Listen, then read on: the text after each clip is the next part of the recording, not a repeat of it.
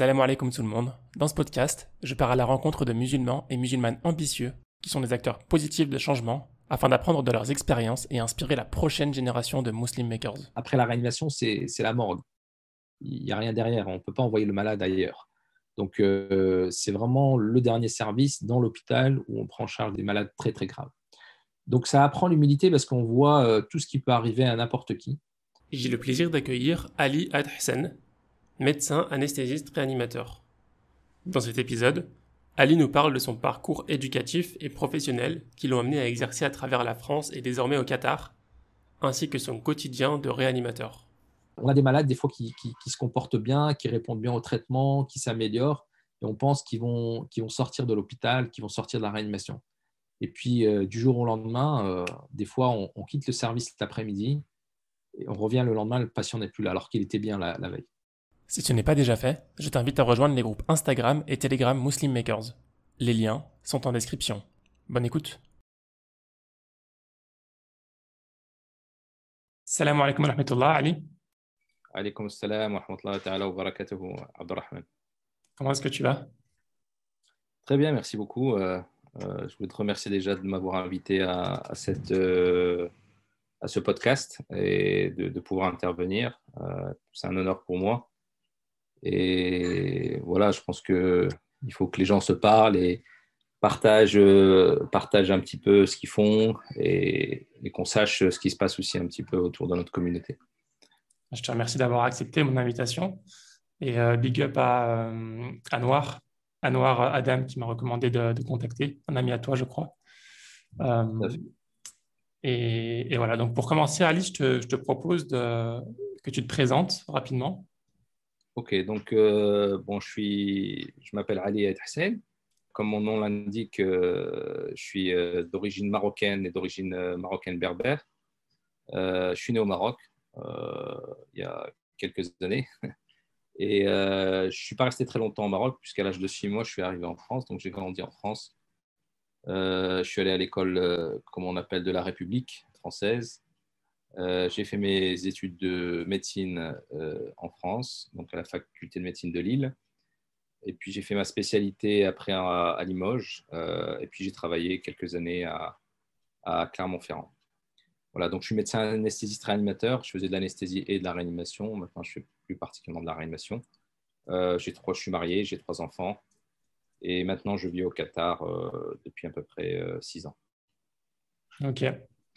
Tu as toujours voulu travailler dans la médecine, être médecin?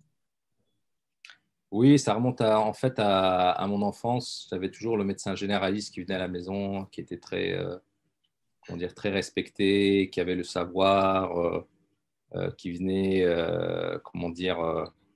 sauver ou en tout cas gérer les situations de santé qui étaient critiques. C'était quelque chose d'important quand les gens avaient des problèmes de santé et la seule personne qui pouvait gérer ça, c'était le médecin. Donc, c'était quelque chose qui m'avait attiré dès le départ parce que ça semblait quelque chose de magique. Il y avait un savoir derrière que lui seul détenait. Tu as des médecins dans ta famille quand tu étais jeune ou c'était vraiment juste... En fait, moi, dans ma famille, je suis le premier à être allé jusqu'au niveau du bac et plus loin, en fait, et à être médecin, en fait.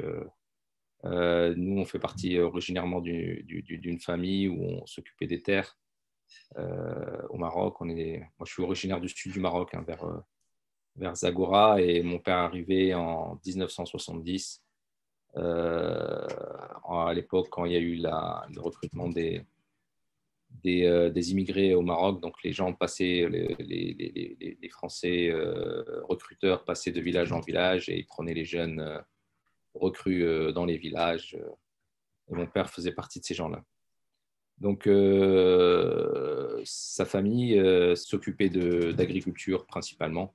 C'était la majeure partie de leur activité. Ok. Au niveau de ton éducation scolaire, ça a été compliqué ou facile? Tu étais un bon élève? Ça se passait comment? Disons que moi, j'ai grandi à Grande-Synthe, c'est une banlieue de Dunkerque. C'est une banlieue qui était comme les banlieues parisiennes ou dans le sud vers Marseille. Donc, c'était une banlieue qui était assez compliquée. Disons que ici, sur tout le pourtour dunkerquois, il y a principalement beaucoup d'usines. Il y a le port. Vous avez dû entendre parler de la sidérurgie. Mon père était venu au départ pour travailler dans les mines en 1970. Il a fait 2 ans. Puis après, il s'est dirigé vers la sidérurgie et du coin de Valenciennes, Valenciennes, Lens, etc. Il a été recruté sur Dunkerque. Dunkerque, c'est un grand port, hein, c'est l'un des plus grands ports de France après Le Havre et Marseille. Je pense que c'était le troisième port, je ne sais pas à quel niveau il est maintenant. Et donc à l'époque, tous les minerais arrivaient là, et donc c'était logique d'avoir des usines sur tout le pourtour de la région dunkerquoise. Donc il y avait de la raffinerie, il y avait de la sidérurgie, et mon père travaillait dans la sidérurgie. Mhm. Donc, on peut imaginer qu'à l'époque, effectivement, nous, on a une grosse communauté du Maroc. Il y avait beaucoup de gens berbères qui sont venus s'installer sur Grande-Synthe et surtout pour Tours, dunkerquois. Et il y a aussi d'autres nationalités, hein, moi, à l'époque, quand j'étais à l'école, on avait les gens qui venaient de Pologne, hein, qui étaient là bien avant nous, les Polonais. Il y a eu probablement des Belges, même bien avant ça, au début du 18e ou 19e siècle ici. Il y a eu les Espagnols, les Portugais, donc, et puis bien sûr tous les gens d'origine de l'Afrique du Nord, Algérie, Maroc, Tunisie, on avait les Turcs. Donc c'était un melting pot invraisemblable qu'on avait ici, mais tout a été concentré. Donc, Grande-Synthe, ça a été une ville où il n'y avait que des blocs, que des cités, que des cités. Donc on traversait la ville et nous, moi j'habitais dans un bloc, hein, jusqu'en 85. Et donc, les écoles, c'était, comme on pourrait dire maintenant, très coloré, mais avec des parents qui venaient du bled, qui étaient un peu perdus parce que, voilà, et puis qui n'avaient pas un niveau d'éducation très élevé. Donc, vous pouvez imaginer le melting pot qu'on a vu dans d'autres régions en France, hein, dans d'autres banlieues en France. Et donc, ça n'a pas été très facile. Bon, j'étais un bon élève parce que, alhamdoulilah, j'avais des facilités qu'on doit à Allah. Et puis, il y avait aussi une éducation à la maison qui faisait que mon père était très intransigeant sur l'éducation, sur l'école. Mhm. Euh, Mon père, je pense qu'il avait un vrai complexe vis-à-vis de l'école, il est allé jusqu'à l'école primaire. Et puis, on l'a retiré de force de l'école, il voulait continuer. Je pense, c'était sa passion. Il sentait bien, il était premier de la classe, vraiment, il était reconnu. Et on l'a enlevé. Donc, à un moment donné, ça s'est très mal passé pour lui. Il me le rappelle tout le temps qu'il en a pleuré des jours et des jours et des jours, si bien qu'on pensait qu'il était fou, parce qu'on l'avait enlevé de l'école et qu'il pleurait pour ça. Et donc, je pense que la pression, comment dire, qu'il a mis sur nous, qu'on a ressenti, il était vraiment très à cheval sur l'école, comment dire, sur la connaissance, sur le savoir. Il fallait avoir du savoir, il fallait apprendre, il fallait apprendre. Et ça, c'était pas tant pour avoir un métier, entre autres, parce que lui, il a travaillé dans une usine, j'y reviendrai, que sur le savoir. Lui, c'était vraiment, il fallait avoir de la science. Et donc, c'est ce qu'il faut aller à l'école. Il faut apprendre tous les jours. Tous les jours, il faut apprendre de tout d'ailleurs, hein. Et puis Et profiter donc, de l'opportunité que vous aviez aussi. exactement. Et pour lui, il disait que voilà, être en France, on a l'école, elle est gratuite, on a à boire, à manger. Enfin, en plus, on avait une ville où il y avait pas mal d'activités. Donc, on n'avait pas à se plaindre. D'ailleurs, il ne comprenait pas que malheureusement, beaucoup de gens n'aient pas travaillé à l'école, enfin, des amis, des voisins. Et donc, ça l'a toujours touché. Et bon, il répétait et répétait même à ses amis, hein, envoyez vos enfants à l'école, suivez-les, etc. Mhm. C'était pas dans le move de l'époque, puisque les gens pensaient retourner au Maroc ou dans leur pays d'origine. Et donc, bon, les gens se laissaient aller, ils voyaient pas l'importance de l'éducation et de l'apprentissage à l'école.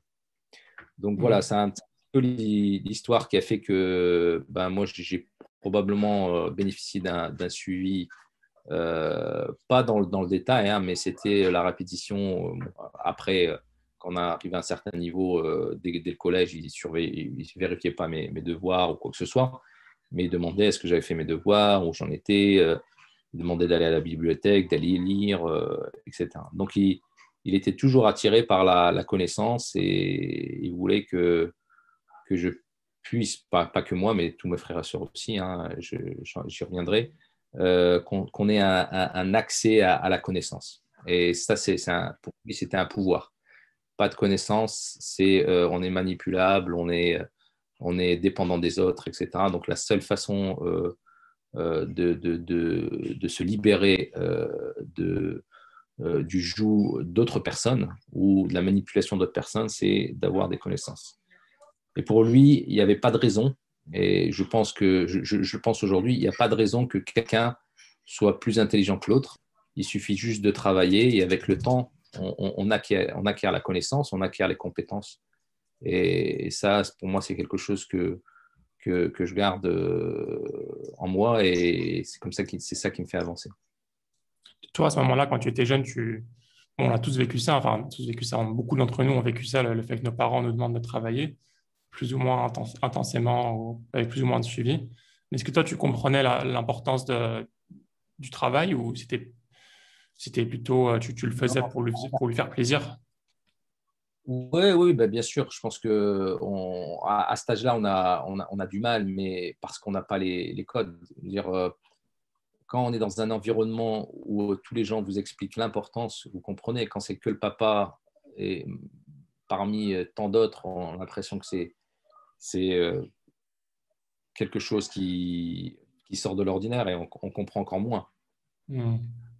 Ouais. Euh, Bien sûr, moi je le vois aujourd'hui, quand on est mes enfants sont dans un environnement complètement différent.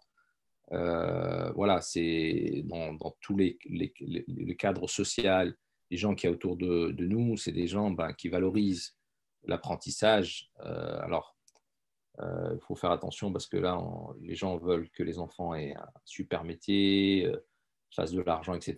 Et c'est un petit peu l'autre face de la pièce et il faut faire attention. Mais au moins que voilà, la connaissance, c'est quelque chose et le savoir, c'est quelque chose qui est indispensable. Quand tu dis qu'il faut faire attention, c'est parce que c'est pas la bonne intention, c'est pas. Je pense que ce n'est pas la bonne intention. Je pense que ça peut être une bonne intention, mais il faut faire attention à ne pas, pour moi, à ne pas vouloir devenir quelqu'un parce que dans la société, c'est quelqu'un qui est reconnu ou qui fait bien. Et ça, il faut faire attention. Je pense que la première chose, c'est avoir des connaissances, mais en parallèle, il faut être quelqu'un de bien. Quelqu'un de bien, c'est-à-dire qu'avoir une morale, avoir une bonne éducation, pas une éducation, une instruction, mais du fait d'avoir une démarche je dirais, de bonnes personnes, quelqu'un qui est généreux, qui a des valeurs. Il faut qu'il y ait des valeurs Hmm. derrière. Il n'y a pas uniquement du niveau intellectuel. Parce que le niveau intellectuel, je le dis et je le redis à des gens, hein, c'est pour moi le fait que des gens soient très forts et très bons, c'est pas ça qui fait que la personne est supérieure à une autre. Moi, je pense que c'est dans les bonnes actions et pas dans le niveau d'éducation ou d'instruction. Parce que ça, pour moi, c'est un don. C'est un don, Hmm. c'est une chance. C'est-à-dire que quand on est dans une famille, qu'on a des facilités, etc., c'est un don de Dieu. Et ça, il faut en profiter. Les gens qui se lèvent le matin, qui travaillent très dur, tant mieux pour eux, mais il ne faut pas qu'ils en soient fiers, puisqu'en fait, c'est un don aussi de se dire, je me lève le matin à 8 heures, tout le monde n'a pas très tôt, tout le monde n'a pas ce don-là, et donc il ne faut pas en être fier d'être quelqu'un qui travaille dur et fort. C'est bien, mais il faut faire la part des choses avec ce que la vie fait de nous. Et je dis toujours à mes enfants, que dans la langue française et dans beaucoup de langues, il y a toujours deux auxiliaires. Il y a le verbe être et le verbe avoir qui sont utilisés pour conjuguer les autres verbes. Hmm. Euh, et donc, une des maximes que j'ai trouvées intéressantes, il y a, à partir de ces deux auxiliaires, il y a être et avoir. Être, c'est ce qu'on fait de soi, et avoir, c'est ce que nous donne Dieu dans notre vie. Ce qu'on acquiert, ce qui nous a été donné, soit via la famille, via nos gènes, via notre santé, via quoi que ce soit, ça, c'est un. Par contre, ce qu'on est, et c'est ça qu'il faut améliorer, c'est notre relation aux autres. Et donc, ça, c'est véritablement important. Donc, ce que je dis à mes enfants, contentez-vous de ce que vous avez, mais ne vous contentez pas de ce que vous êtes, parce que ça, on peut avoir un effort, on peut faire des efforts dessus. Et c'est un travail qu'on peut faire dessus.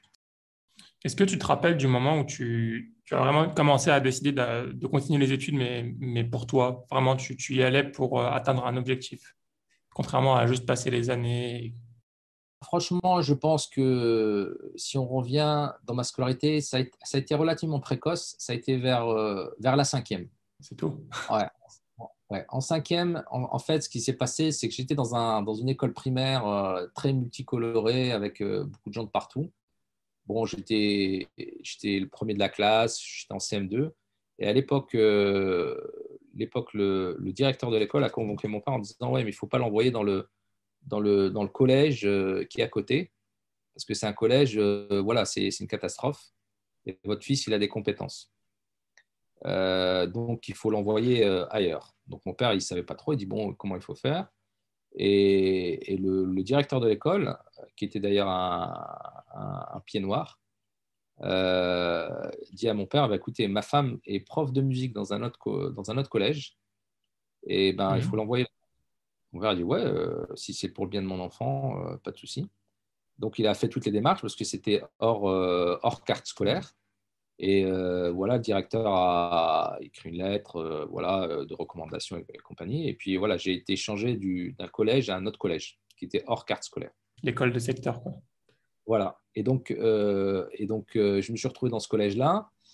Et dans ce collège-là, donc, on nous avait conseillé de faire allemand parce que c'était les classes. Voilà. Donc, moi, j'ai fait allemand première langue.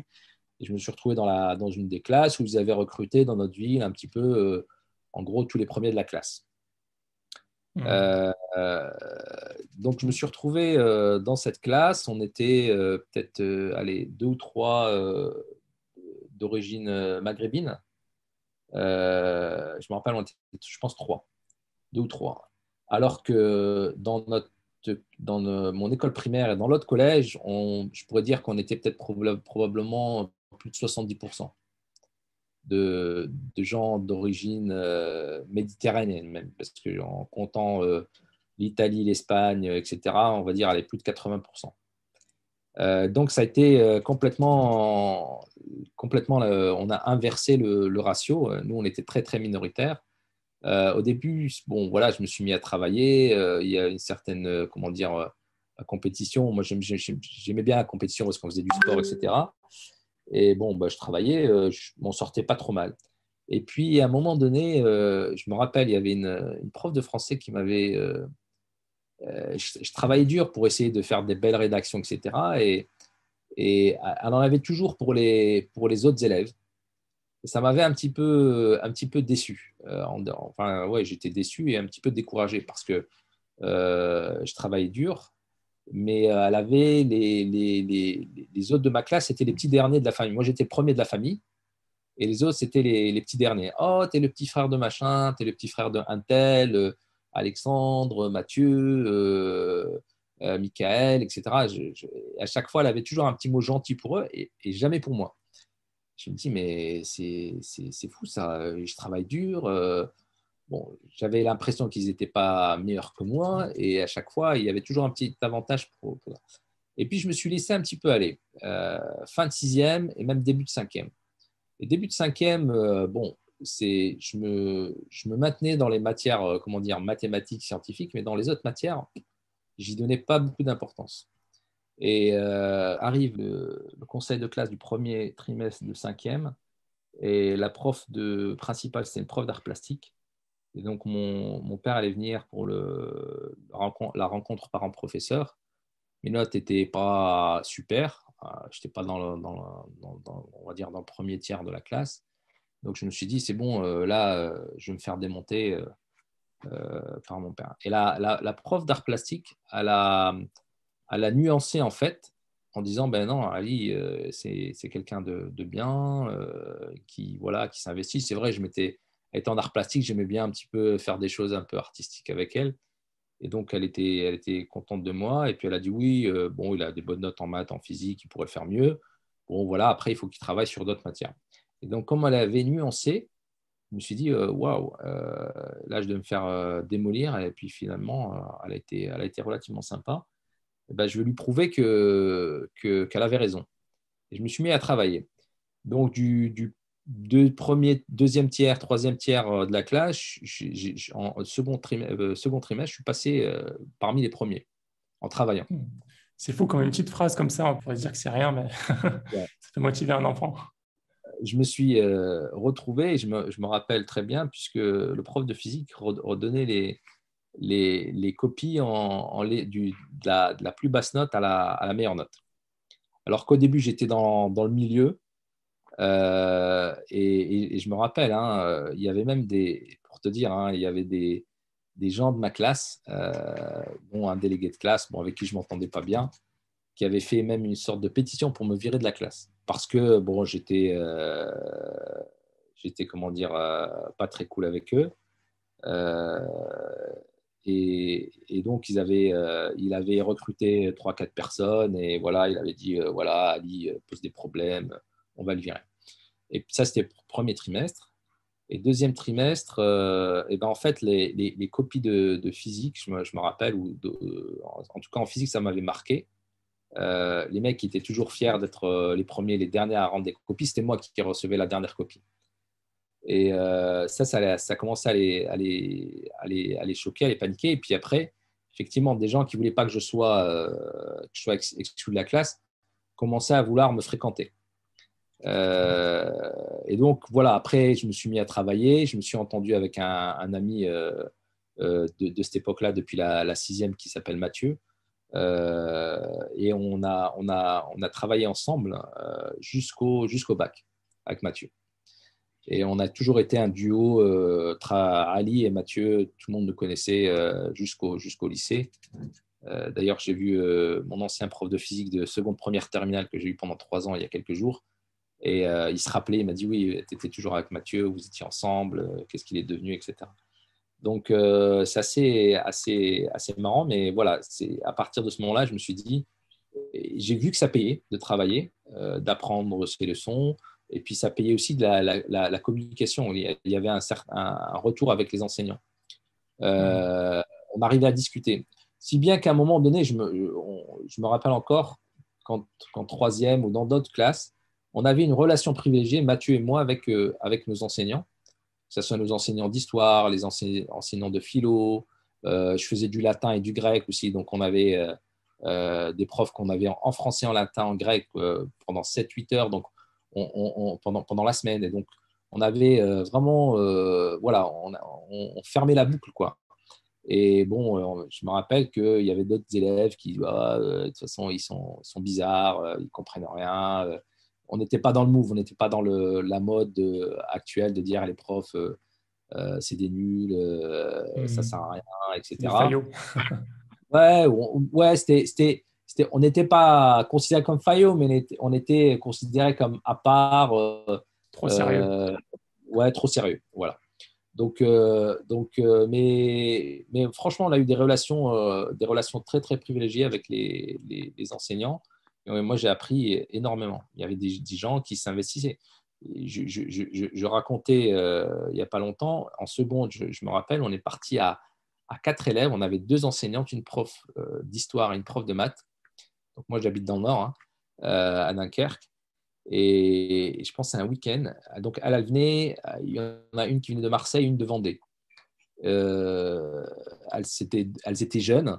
Elles venaient d'être juste mutées sur notre lycée, bon lycée d'une banlieue dunkerquoise, voilà, qui était un petit peu chaude. Et bon, c'était la déprime pour eux, hein, sortir de la Vendée et de Marseille, se retrouver ici. Et donc, un jour, elles se sont dit, bah, tiens, on va essayer de faire une bonne action. Elles nous ont dit, ben, si vous voulez, on va passer une journée, un week-end, on vous prend et puis on vous amène à Bruges. Bruges, c'est à côté, hein, je n'étais jamais allé à Bruges. Donc, c'est la Venise du Nord. Et donc, on a passé, elles nous ont pris avec leur voiture personnelle, on est parti, on a fait la journée, on est revenu. On s'est baladé, la prof d'histoire nous a expliqué les canaux, l'histoire de Bruges, etc. Enfin, c'était relativement sympa. À mon avis, qu'on ne pourrait plus refaire maintenant. Aujourd'hui, voilà, deux profs qui prennent quatre élèves pour aller faire une sortie comme ça, c'est, à mon avis, ça deviendrait très compliqué et sujet à beaucoup de discussions. Bon, en tout cas, voilà, ce que je veux dire, c'est que à partir de la cinquième, je me suis travaillé. Et pour moi, bah, c'était un challenge de pouvoir aboutir à quelque chose. Mais tu as tout à fait raison, Abdelrahman, que des fois, les mots d'encouragement, les mots de soutien, c'est énormément important. Et moi, j'ai appris ça parce qu'on est dans une culture du dénigrement en France. On dénigre beaucoup les gens. J'ai été, j'ai été un produit de ça, hein,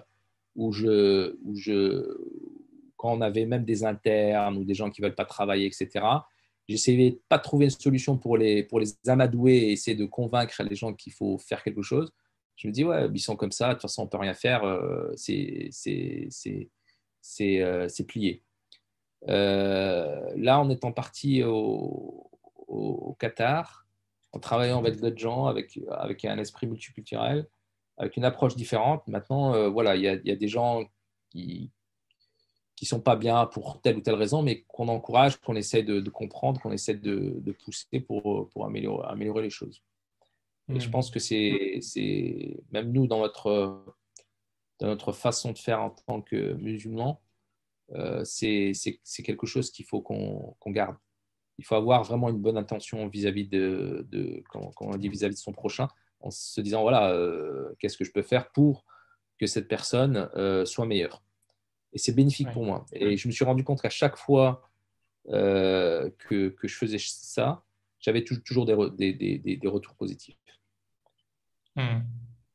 Ça fait une bonne transition. Là, tu viens de parler de ton travail au Qatar. Est-ce que tu peux nous parler un peu de ton métier, le quotidien de ton métier? Alors, mon travail consiste, là aujourd'hui, ce que je fais au Qatar, je fais uniquement de la réanimation, on va dire de la réanimation médicale. Donc, la réanimation, c'est une spécialité médicale qui est relativement récente, hein. On va dire qu'elle a probablement débuté avec la poliomyélite dans les années 50. Il y avait une épidémie de poliomyélite et les gens, quand ils étaient infectés, ben, en fait, ils avaient une atteinte des muscles, et d'ailleurs des muscles respiratoires, et donc les gens ne pouvaient pas respirer. Et donc, comme ils ne pouvaient pas ouvrir, comment dire, faire une respiration, ouvrir leur cage thoracique avec le muscle diaphragme, donc ils doivent respirer, et comme ils ne pouvaient pas respirer, quand on ne respire pas, on meurt. Donc il y avait des choses qui ont été mises en place. Il y avait des respirateurs, des machines. D'ailleurs, il y a des photos très célèbres Moi, j'ai en vu noir et blanc. des Voilà, grosses machines où la personne est exactement. bloquée dedans à vie, quoi. Exactement. On appelle ça des poumons d'acier. Et Hmm. donc, les gens restent à l'intérieur. En fait, on crée une dépression à l'intérieur de cette machine. Et donc, en fait, la cage thoracique s'expand par la dépression. Et donc, la personne a de l'air qui rentre à l'intérieur de ses poumons. En fait, on Hmm. a essayé de reproduire le même mécanisme qu'on fait en fait, en respirant normalement. Donc je veux dire, c'était un support pour que les gens puissent respirer. Donc ça a été un support technique. C'est avec une machine. Et donc la réanimation, c'est souvent des, comment dire, il faut déjà comprendre la maladie, pourquoi la personne est dans cet état-là. Donc il y a de la médecine. Il faut connaître la médecine, hein. Ce n'est pas uniquement des supports. Donc la première étape, c'est de comprendre ce qui se passe. Et puis rapidement, selon le degré d'urgence, c'est d'avoir un support technique pour que la personne ne soit pas en danger vital. C'est-à-dire que si on a un problème de respiration, ben, on peut apporter de l'oxygène, on peut apporter comment dire, un support mécanique avec une machine de ventilation, une machine qu'on appelle un ventilateur, qui va permettre soit d'amener de l'air avec un gaz, avec de l'oxygène, soit qui va amener une aide respiratoire, qui va être une sorte de support, parce qu'on n'a pas assez de force pour pouvoir respirer. Donc ça a été, voilà, ça c'est pour les poumons, pour les reins quand ils ne vont pas bien ou quand on a une maladie qui fait qu'on n'arrive plus à éliminer toutes les toxines du corps qui sont éliminées usuellement par le rein. Et ben on va utiliser ça peut arriver en urgence, hein, on peut avoir des urgences où il faut faire une dialyse, et ben souvent ça se fait en réanimation. On peut avoir des gens qui ont des traumas, qui ont des traumas, par exemple au niveau cérébral, il y a du sang dans la tête à cause d'un trauma, ou alors du sang dans la tête parce que il y a eu un vaisseau qui a éclaté, ce qu'on appelle une rupture d'anévrisme, par exemple. Donc là, il y a du sang et le cerveau ne peut plus faire sa fonction puisqu'il est comprimé par une partie qui prend de la place et qui est du sang. Et donc, le cerveau ne fonctionne pas bien et donc la personne ne peut pas respirer et a des problèmes vitaux. Donc, à ce moment-là, il faut qu'il soit en réanimation. Il faut que la personne soit sous respirateur, etc. En fait, il y a tout un panel de supports, ce qu'on appelle de supports d'organes. On a des organes vitaux, les poumons, le cœur, les reins, le cerveau, tous ces organes, le foie, tous ces organes-là, ils ont une fonction particulière dans l'organisme. Quand ils sont plus fonctionnels, et ben, en fait, ça a des conséquences vitales directes sur le patient. Donc, le patient peut mourir d'une minute à l'autre. Donc, en général, quand le patient n'est pas bien au départ, on appelle l'ambulance, les pompiers, le SAMU, ils vont l'amener aux urgences, on va essayer de faire un tri et comprendre ce qui se passe assez rapidement. Et puis, dès qu'on a besoin d'un support, le malade va obligatoirement atterrir en réanimation. Les urgences, c'est vraiment le moment où on essaie de comprendre rapidement ce qui se passe. On fait un tri des maladies et on peut avoir des supports au niveau des urgences, mais après la prise en charge pour pouvoir revenir à une vie normale, ça se passe en réanimation. Quand on dit pronostic vital engagé, c'est ça ou c'est... Oui, à partir du moment où on a un pronostic vital engagé, bon, c'est un terme générique hein, qu'on utilise beaucoup dans les médias, mais dès qu'on a quelqu'un qui a un de ces problèmes d'organes et qui rentre en réanimation, effectivement, on rentre quelqu'un en réanimation parce que le pronostic vital est engagé tout le temps. Tout le temps. Donc après, il y a de la réanimation médicale, c'est-à-dire là, c'est des maladies chroniques, hein, des gens par exemple qui ont fumé pendant des années, qui ont une maladie chronique qu'on appelle la bronchopneumopathie chronique obstructive, qui est une maladie des voies respiratoires et du poumon. Le poumon est lésé. Et donc, les gens n'ont pas des bons échanges gazeux, c'est-à-dire que le dioxyde de carbone augmente dans le sang, l'oxygène diminue. Et des fois, au fil du temps, on peut avoir des infections. Et donc, l'oxygène descend, le dioxyde de carbone augmente encore plus dans le sang. Et à ce moment-là, il faut les aider. Et ces gens-là, eh ben, ils vont arriver en réanimation et on va essayer de les assister avec des supports de ventilation, avec des machines qui permettent, soit avec des masques, ou soit si la personne ne respire pas bien et est vraiment en difficulté, on est obligé à ce moment-là de passer à ce qu'on appelle l'intubation, c'est de mettre un tuyau dans la trachée, essayer d'aider la personne à respirer avec la machine et laisser le patient se reposer. Donc, on les met dans une sorte de coma artificiel avec ce qu'on appelle des médicaments sédatifs et pour la douleur. Comme ça, ils ne sentent pas la douleur liée au tuyau, au fait qu'on les manipule, etc. Et on essaie d'attendre, de traiter par exemple une infection avec des antibiotiques. Quand l'infection a été traitée et que le poumon se régénère un petit peu plus, en tout cas la partie qui a été lésée, à ce moment-là, on essaie de diminuer un petit peu l'aide et voir comment le patient puisse respirer tout seul au fil du temps. Donc voilà, en fait, il y a énormément de support en réanimation. Et puis après, il y a des gens qui se font opérer aussi et qui ont des complications liées à leur maladie de départ. Et il y a des gens qui ont des problèmes de cœur, des problèmes de reins, des problèmes de sang, etc. Mais ils doivent se faire opérer pour une intervention X ou Y. Et donc, comme ils se font opérer, ils ont un peu plus de risque d'avoir des complications. Donc, quand ils ont une complication, ou même des fois quand ils sont à un gros risque de complications, on les met en réanimation, souvent dans des réanimations qu'on appelle chirurgicales. et au général, et on les suit et on regarde que tout se passe bien. Et si tout se passe bien, ben, ils sortent de réanimation. Et des fois, ça se passe pas bien et il faut les garder un peu plus longtemps en réanimation parce que, par exemple, ils peuvent saigner, ils peuvent avoir un problème cardiaque. Et à ce moment-là, il faut qu'il y ait des gens spécialisés dans cette prise en charge pour gérer ça. Et puis après, pour les malades un peu plus compliqués, on peut avoir des gens qui ont des problèmes et de reins, et de foie, et de poumons en même temps. Donc là, c'est des malades beaucoup plus graves, des malades qui ont des complications plus importantes. Et à ce moment-là, il faut un support plus important. Et bien sûr, ils ont un risque de décès qui est plus important. Ok. Toi, tu dois voir la mort de très près dans ton métier. C'est déjà à l'hôpital, on doit avoir des morts assez régulièrement, mais en réanimation, c'est le taux, tu sais, il est de combien environ? Enfin, ça doit être Alors, beaucoup. on dit que dans une réanimation, une vraie réanimation, hein, parce qu'en fait, le terme réanimation, c'est particulièrement français. Après, dans les autres, on appelle ça un ICU, Intensive Care Unit. Ouais. Euh, en Belgique et en Suisse, on appelle ça des soins intensifs. Mais en France, on a aussi ce qu'on appelle des soins intensifs, ce qu'on appelle des soins intensifs d'organes. En général, c'est quand il y a un seul organe qui est touché et qui a besoin d'une surveillance ou d'un support.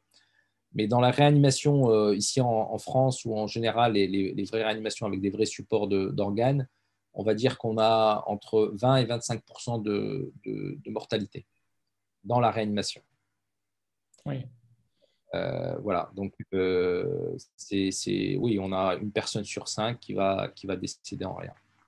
Et bien sûr, là, une personne sur cinq, on peut imaginer que c'est des patients qui ont déjà des comorbidités, ce qu'on appelle comorbidités, qui ont déjà des maladies, des gens qui sont âgés, des gens qui sont déjà sous oxygène à domicile, qui ont sous dialyse. Donc ces gens-là, comme ils ont déjà toutes ces maladies-là, quand ils font une complication qui les amène à la réanimation, c'est de la probabilité, c'est normal. Après, quand quelqu'un est jeune et a un seul problème, si c'est une infection, il est plus à même de récupérer. Mais Hmm. ça ne veut pas dire qu'on a 100% de récupération chez les gens jeunes. On a des gens jeunes qui meurent parce que la vie est faite qu'on ne peut pas guérir, on peut pas tout guérir. Et ça, c'est quelque chose d'important qu'on ne dit pas. Je pense que dans les films américains, on a beaucoup, on montre pas beaucoup la réanimation, un peu plus maintenant, et d'ailleurs on la montre mal la plupart du temps. Quand les gens filment, c'est pas toujours bien filmé. Ou alors c'est un petit peu du sensationnel. Mais le problème de la réanimation, c'est que on a des gens qui décèdent et malgré tout, ils sont jeunes. On peut pas sauver tout le monde. La médecine ne peut pas sauver tout le monde. Tu vois combien environ de patients par jour, toi? Par jour, alors quand je fais mon tour, je vais dire à peu près entre 12 et 15 malades, des fois moins. Hmm. Et ça t'arrive de te lier d'affection avec certains? Ah, bah bien sûr, bien sûr. On est humain et quand on prend en charge des malades, on ne peut pas dire qu'on est complètement insensible à nos patients. Au contraire, même s'ils sont des fois sous sédation, on parle beaucoup avec les familles. On parle beaucoup avec les familles, on discute beaucoup avec les familles, discute de tout, hein. C'est vraiment une prise en charge globale. Moi, ce que je dis, c'est qu'en réanimation, 50% de mon temps, c'est la discussion avec les familles. 50% de mon temps. Enfin, de Hmm. mon objectif de travail. Si je passe pas beaucoup de temps à discuter avec les familles, c'est qu'il y a un problème. Il y a beaucoup de psychologie dans ce métier. Il y a beaucoup de psychologie. Et puis, c'est important pour le patient, c'est important pour les familles aussi. On sait que le stress des familles dont les patients, dont les membres d'une famille sont en réanimation est très, très, très élevé. Donc, il faut discuter avec eux. Et c'est bien aussi pour nous. C'est-à-dire qu'on est sur la même longueur d'onde, on s'entend. Ce n'est pas toujours évident. On a des cultures différentes entre le Qatar et la France, hein. En France, on a peur de l'acharnement thérapeutique. Certaines familles ne veulent pas qu'on s'acharne, même si des fois les familles les patients peuvent récupérer. Mais au Qatar, on a beaucoup d'acharnement thérapeutique. On a beaucoup de familles qui veulent qu'on continue, alors que des fois, c'est des maladies où il n'y a pas de pronostic. Il n'y a pas un bon pronostic. C'est quoi, du coup, l'éthique islamique par rapport à ça? Alors, en réanimation, je pense qu'il y a, à ma connaissance, hein, il y a pas beaucoup de. Il y a des discussions, mais il n'y a pas beaucoup de cercles où on discute beaucoup de réanimation, d'éthique en réanimation d'un point de vue islamique. Euh, et puis ça dépend d'un pays. Je pense que en France, en tout cas, la loi la loi Leonetti qui a été retravaillée récemment est très bien. En tout cas, moi je pense qu'elle est en total accord avec l'éthique musulmane. Moi, j'ai Tu peux pas nous rappeler, c'est de. quoi la loi? Alors, la loi, elle dit principalement que ben voilà, il faut prendre en charge les patients. Et quand on a des patients dont on sait en tant que médecin que voilà, les gens sont en fin de vie et futiles, il faut traiter la douleur, même si la prise en charge de la douleur et du confort du patient peut entraîner le décès. Donc ça voilà, on ne laisse pas souffrir des gens parce que voilà, on veut qu'ils vivent dans la douleur. Et donc, on traite les patients avec des médicaments puissants. On sait, par exemple, des gens qui ont des cancers qui sont très douloureux. Eh ben, il faut les calmer. Et si ces gens-là, par exemple, ne respirent plus, parce qu'on les a calmés, qui sont confortables et qu'ils respirent moins bien, par exemple, et que ben, ça peut entraîner le décès, ça, ça, ça pose pas de problème. Hmm. Donc, D'accord. voilà, c'est très bien. Moi, je trouve que c'est très bien délimité et donc et qui est comment dire, avec une limite claire par rapport à ce qui se fait dans d'autres pays, soit chez nos voisins les Belges ou en Suisse. En islam, on a une relation assez particulière avec la mort, qui n'est pas spécialement la même que chez les athées ou dans d'autres religions. D'ailleurs, il est recommandé de fréquenter les cimetières, de se rappeler de la mort. Toi, tu la vois tous les jours. Qu'est-ce que ça te fait, toi? Comment tu le vis? C'est ce que je disais, je discutais avec un ami il n'y a pas longtemps et c'est souvent la question qu'on pose, hein. On me dit oui, en réanimation, tu vois beaucoup de morts, etc. Est-ce que tu viens de me poser la question, est-ce qu'on se on se lie, on se lie avec des patients, des familles? Hmm. C'est assez particulier parce que on ne sait jamais avec qui comment dire, on est sur la même longueur d'onde. On a l'impression qu'on vit quelque chose personnellement avec certains patients plus que d'autres. C'est bizarre, hein? Et Ouais. c'est difficilement prédictible en fait. On a du mal à chaque fois je m'étonne, je me dis tiens, là ça m'a touché avec ce patient. Je me rappelle, il y a un patient il n'y a pas longtemps, et il avait plus de 80 ans, mais il était bien une semaine avant, et puis il s'est dégradé rapidement. Je pense qu'il a fait une infection pulmonaire. Il est arrivé chez nous dans le service, on l'a pris en charge. Ses deux fils étaient là, ils devaient avoir la soixantaine. Et ça m'a touché parce que je considérais que déjà les fils étaient déjà âgés. Et là, leur papa qui était là, et ils étaient vraiment tristes. Et, et, et il leur disait, bon, tout va aller, tout va bien aller, etc. Et il est décédé très rapidement, en 2-3 heures dans notre service. On n'a rien pu faire. Donc ça a été un choc pour eux et puis ça a été un choc pour nous, hein. C'est jamais très agréable de prendre en charge un patient et qui décède rapidement. Voilà, ça fait partie de la vie et il faut qu'on le sache. Mais ça relativise, pour moi, ça relativise un petit peu tout ce qu'on fait dans la vie. Des fois, voilà, on cherche à faire ci avec ses enfants, on cherche à gagner en notoriété. Et en fait, on est toujours appelé par la mort. ça relativise, ça, comment dire, refroidit de temps en temps un petit peu trop d'émulation dans un domaine, en disant, ouais, ça c'est, bah, tu y passes beaucoup de temps, mais est-ce qu'il faut y passer autant de temps? Est-ce qu'il ne faudrait pas passer plus de temps sur autre chose?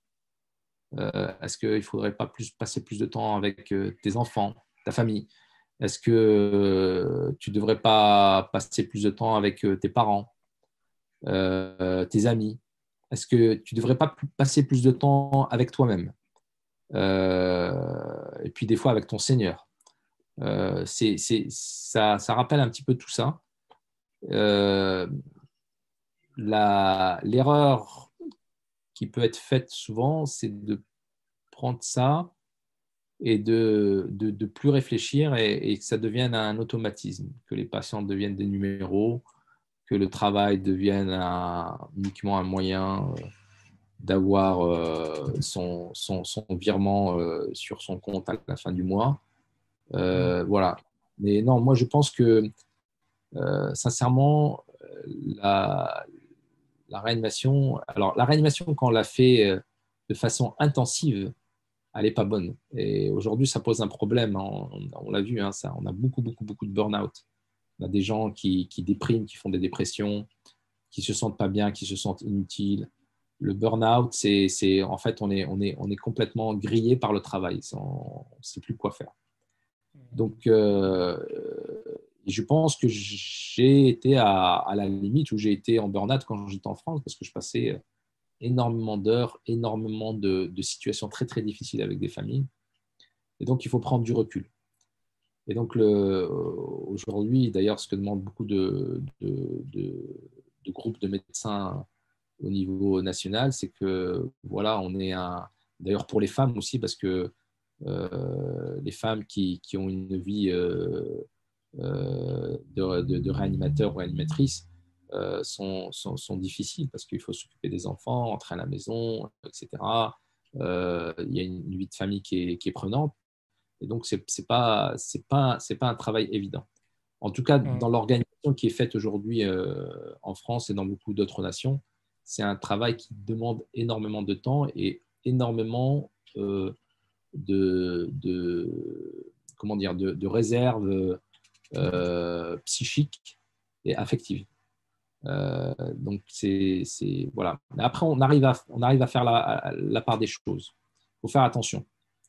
Il faut faire attention, on n'est pas des surhommes.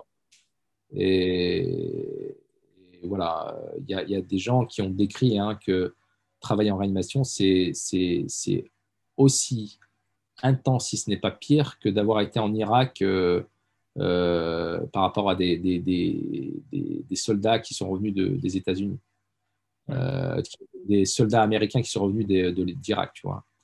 Donc, ça peut être tendance. C'est pour ça qu'il faut vraiment faire attention. Et ça, il faut qu'on informe aussi les médecins qui deviennent réanimateurs en leur disant faites attention, et pas leur dire allez-y les gars, vous êtes les meilleurs soldats et vous allez y aller, il faut aller au combat, etc. Non, il faut se préserver parce que si on ne se préserve pas, on se crame. Et quand on est brûlé, on ne peut plus rien faire. C'est quoi le plus dur dans ce métier?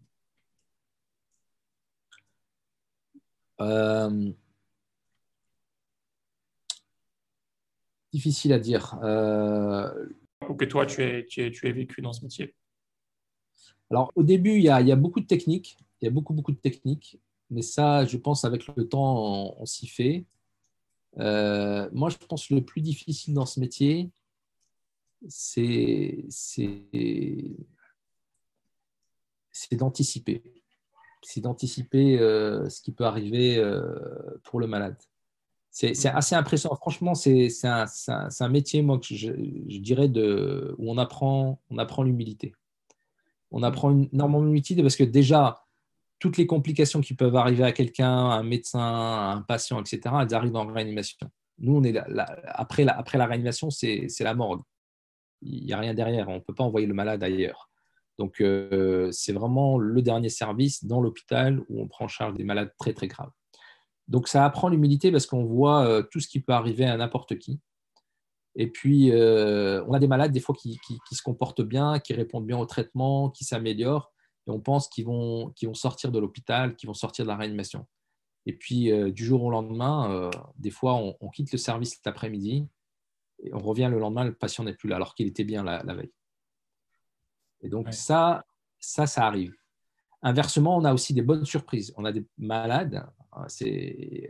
Là, moi, j'en ai un qui a eu un Covid-19, il n'y a pas longtemps. On avait discuté de ce qu'on a fait, faire une limitation thérapeutique, c'est-à-dire qu'on n'allait plus mettre de traitement plus s'il y avait une autre complication. Et ce patient-là s'est amélioré. Il a complètement récupéré. On avait fait un scanner, il avait des problèmes dans le cerveau, on pensait que… Voilà.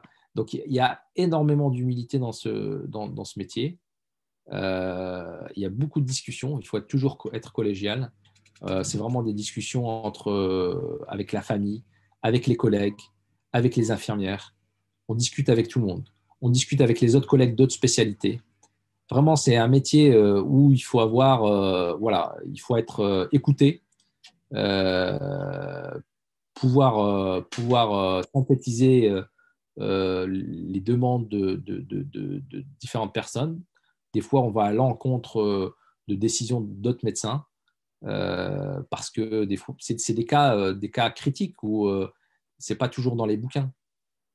Quelqu'un qui a fait un infarctus et qui a du sang dans la tête, voilà, si on demande au cardiologue, il va dire non, non, il faut mettre des anticoagulants qui vont augmenter le risque de saignement dans la tête. Et si on demande au neurochirurgien, il va dire il ne faut surtout pas mettre d'anticoagulants pour fluidifier le sang. Mais dans ce cas-là, les artères du cœur peuvent se boucher. Donc on est toujours pas tout le temps, hein, mais on a un certain nombre de cas où on est dans des défis, où on essaie de passer par le petit trou de la souris pour éviter que les patients se compliquent. Des fois, ça marche et c'est exceptionnel.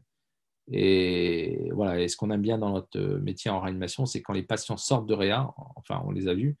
Et ça c'est assez particulier parce qu'en fait, personne ne peut comprendre la réanimation jusqu'à y être passé ou avoir eu un membre de sa famille qui est passé.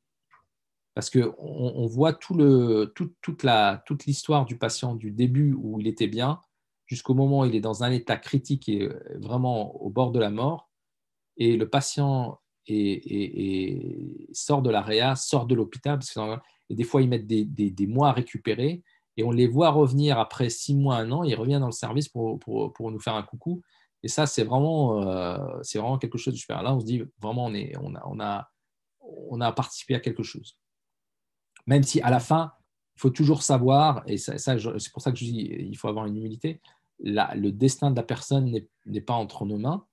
Il faut faire au mieux de ce qu'on fait. Et ça, on le vit bien, on en discute beaucoup au Qatar. On a beaucoup beaucoup de débats des fois entre collègues en disant oui, mais bon, il ne va pas récupérer, il n'y a rien à faire. Et d'autres collègues dont je fais partie où on est un petit peu, on va dire pas jusqu'au boutiste, on essaie de faire le maximum. Voilà, on est un peu plus optimiste. Et des fois, on est optimiste et c'est pas bon parce qu'en fait, on a gardé le patient, on a utilisé des ressources pendant très longtemps en fait, qui ont abouti à rien. Ça, c'est le risque. Mais des fois aussi, il y a des cas où effectivement ça marche. Et voilà, mais c'est cette balance entre les deux est pas très facile. Ok. On a fait un peu le tour des grosses questions, ton parcours que je voulais te poser. On va finir par quelques questions un peu plus rapides. Comment est-ce que tu fais, toi, pour entretenir ta spiritualité au quotidien? Bien sûr, à partir des piliers de notre religion, on a beaucoup de choses. Déjà, la prière, les 5 prières par jour quotidiennes. Je pense que ça permet d'être toujours en relation avec son Seigneur. T'as pas des problèmes des fois sur des cas, des opérations qui durent pendant des heures où ça t'empêche de prier? Ou c'est peut-être plutôt les chirurgiens qui ont ça? Non, nous aussi, hein, il y a des cas, mais dans ce cas-là, voilà, il y a des, comment dire, Prescription. il y a des prescriptions qui font que, voilà, on peut rassembler les prières. Voilà. Mais franchement, au Qatar, ça m'arrive relativement rarement parce que on a quand même beaucoup de facilité. On a des endroits même dans les blocs opératoires pour les prier, mais on arrive à s'arranger entre collègues, etc.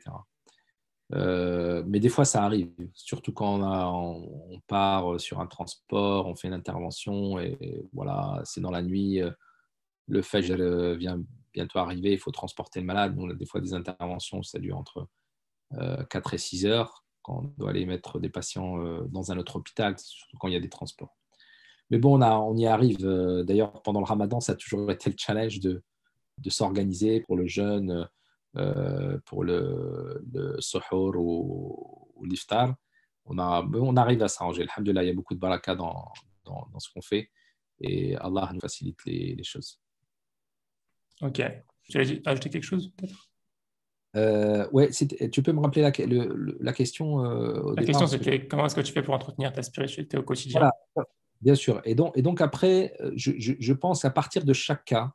Alors moi, je ne le fais pas uniquement pour mes cas, ma prise en charge des malades à l'hôpital, mais à chaque chose qui m'arrive, j'essaie de comprendre en fait, même dans les rencontres en fait, ou dans toutes les rencontres, j'essaie de comprendre pourquoi Allah m'a envoyé quelqu'un. Tu vois, aujourd'hui, on est en train de parler ensemble.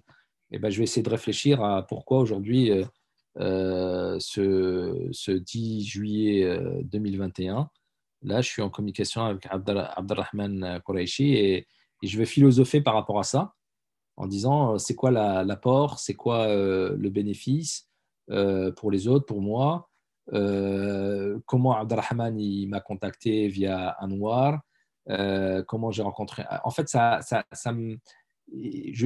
pour moi, les choses ne se font pas par hasard. Il y a toujours un but derrière et c'est une sorte de message qui nous est envoyé dans la façon dont on rencontre ou les gens ou quand les choses nous arrivent.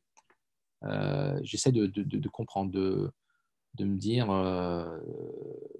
voilà, Allah m'a envoyé cette personne, euh, qu'est-ce que j'en fais? Qu'est-ce que je fais de ce moment-là? Aujourd'hui, on discute, on échange. Qu'est-ce que ça va apporter pour nous, pour nos enfants, pour notre communauté? Donc, ouais, j'essaie de, pas uniquement par rapport à mon travail, parce que je pense qu'il ne faut pas tout focaliser par rapport à ce qu'on fait, même si aujourd'hui, dans la société et le monde actuel, on est énormément, euh, comment dire, profilé par son travail. Je pense qu'il faut aussi pas hésiter à connaître les gens dans d'autres domaines. Souvent, les gens disent ah, mais c'est un tel, c'est le gars par rapport à son métier. C'est bien de temps en temps d'essayer de voir les gens sous une autre facette, en disant voilà, il a une autre particularité que les autres n'ont pas, et cette particularité, elle n'est pas uniquement liée à son travail. Hmm. Est-ce que tu as des routines que tu suis régulièrement, qui reviennent souvent? En fait, non. Je dirais que j'essaie de pas avoir de routine en pratique. C'est plutôt le contraire. Je pense que dès qu'on arrive dans une routine, en fait, ça rend les choses un petit peu plus fades. Et donc, j'aime bien tout ce qui est un petit peu nouveau, apprendre des nouvelles choses, rencontrer de nouvelles personnes, discuter sur des sujets que je ne connais pas du tout.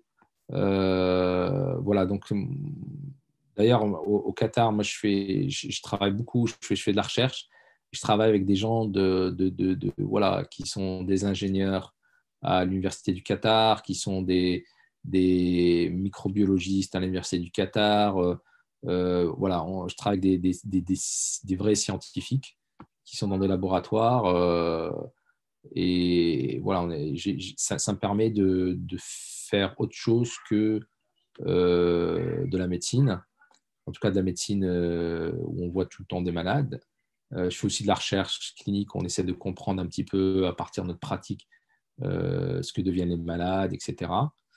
Et puis voilà, après, j'ai d'autres activités, par exemple avec Anwar, où on essaie de monter des projets qui puissent aider les musulmans et les non-musulmans d'ailleurs à avoir d'autres façons de financer les gens qui veulent avoir leur maison, etc. Donc, ouais, moi, et puis, j'aime bien voilà, vraiment créer un réseau avec des gens fiables et des gens compétents sur lesquels on peut compter et qui puissent apporter à la communauté. Alors, il faut faire attention. Moi, je dis toujours, on a un temps limité dans la vie et dans la journée, et des fois, il ne faut pas non plus s'éparpiller, et ça, c'est difficile. À mon avis, c'est mon challenge. Voilà, il faut laisser à chaque partie de soi et de sa vie les moments nécessaires. Ça, c'est pas évident parce comme on dit, la dunya, et pour moi, c'est une sorte d'aspirateur.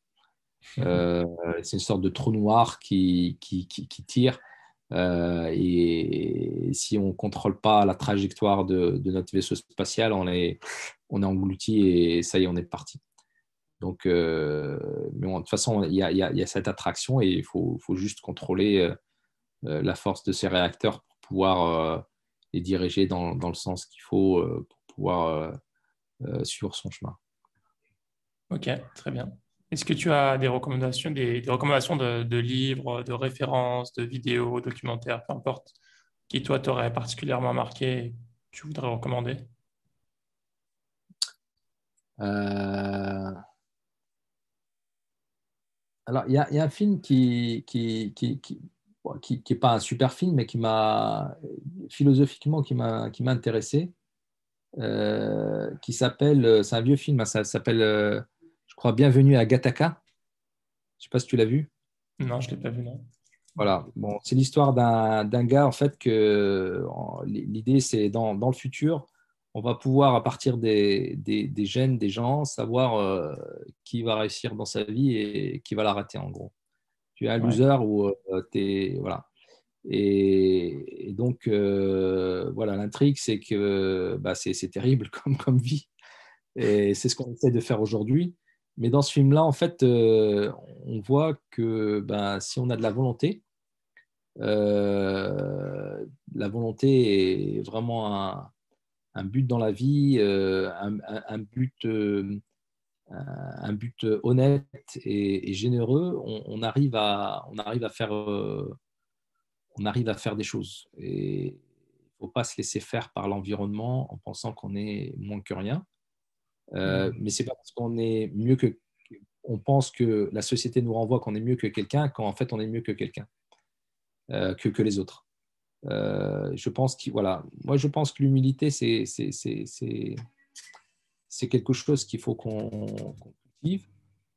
Et encore, je le dis, contentez-vous de ce que vous avez, ce que vous donne Allah, mais ne vous contentez pas de ce que vous êtes, parce que vous pouvez vous changer intérieurement et changer les autres. Et ça, Allah n'a diminué personne dans le fait qu'on puisse s'améliorer. Et il faut toujours s'améliorer. Voilà, après les livres, non, les livres, j'ai pas spécialement de livres à recommander. Ok, non, pas de souci. Je mettrai ça en référence. Si un des auditeurs souhaite, un étudiant ou un auditeur souhaite te poser des questions ou te contacter, comment est-ce qu'il peut faire? J'ai mon profil LinkedIn ou alors sur mon mail, hein, qui est sur mon profil LinkedIn Aswen aussi. Donc, il n'y a pas, y a pas de souci, les gens peuvent me contacter. Il n'y a pas de problème. Je suis très ouvert pour voilà, donner un coup de main aux gens et ouvert à partager avec les gens leur vie et la mienne aussi et voir ce qu'on peut faire. Voilà, ça fait partie de notre destin. Il faut qu'on soit ouvert. Ok, très bien. Bah, écoute, Ali, on a fait le tour de toutes les questions que je voulais te poser. En tout cas, je voulais te dire que j'ai un profond respect pour ce que tu fais, hein. On sait très bien que Allah dit dans le Coran, Celui qui sauve une vie, c'est comme s'il sauvait l'humanité tout entière. Et toi, c'est ce que tu fais tous les jours, ton quotidien. Je respecte beaucoup ce que tu fais, c'est vraiment bien. Et puis voilà, hein, merci d'avoir accepté l'interview. Je suis sûr que les gens vont apprécier, vont savoir tirer profit de tes conseils et de ton expérience. Tout le plaisir est pour moi, Abdelrahman. Et puis, je suis fier qu'une personne de notre communauté ait cette initiative, que tu aies pris cette initiative de pouvoir faire communiquer les gens. Je demande à Allah qu'il te le rende au centuple. Parce que c'est ça, c'est se faire connaître. Et d'ailleurs, dans le Coran, Allah a dit que, Azzawajal, que nous avons créé différents les peuples pour que vous connaissiez les uns les autres. Quand on parle des peuples, c'est aussi des personnes, et surtout une personne de notre communauté. On a beaucoup de talents, on a beaucoup de gens qui ont des compétences. Malheureusement, on a un gros problème, moi j'insiste dessus, c'est qu'on a un gros problème de réseau pour pouvoir s'entraider. Alors, je le dis encore, hein, je pense que le réseau, il ne faut pas qu'il soit du tout exclusif, il faut qu'il soit inclusif et qu'on ait des gens qui soient pas aussi qui soient pas musulmans, qui fassent partie de notre communauté, qui puissent nous connaître et puis qui puissent être aidés par nous. Voilà. Et moi, c'est un petit peu la philosophie de ma pratique et de la communication. Il faut qu'on puisse apprendre. Comme je te l'ai dit au départ, mon père nous disait apprenez, apprenez. Et dans le Coran aussi, la science est très, très, très valorisée. Donc, il faut apprendre et transmettre la connaissance, puisque c'est la seule chose que quand on la transmet, on ne la perd pas et elle se fructifie. Écoute, on est aligné sur le point que tu viens de citer. Je te remercie beaucoup, Ali. Je te souhaite une très bonne continuation, que Dieu mette la baraka dans tes projets, Inch'Allah. Et puis, j'espère pouvoir te rencontrer un de ces quatre. Inch'Allah, bismillah. Merci beaucoup. Salam alaikum. Salam alaikum. Et j'espère vraiment que cet épisode t'a plu. Si c'est le cas, je t'invite à le partager à 3 personnes de ton entourage et à faire des invocations pour qu'Allah bénisse cette initiative. À bientôt pour un nouvel épisode, Inch'Allah. Salam alaikum.